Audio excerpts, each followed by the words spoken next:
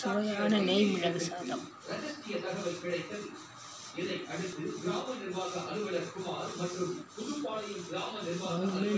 நல்ல மிளகு ஜீரகத்தை வறுத்து வச்சுக்கணுங்க.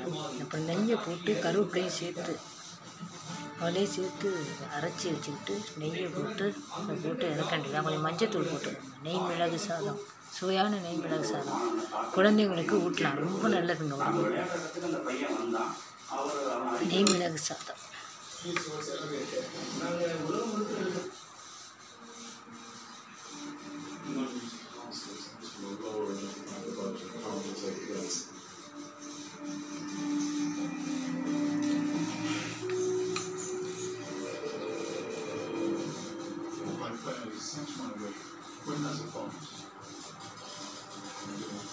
சுவையான நெய் மிளகு சாதம் நீங்களும் செய்து பாருங்கள். நன்றி.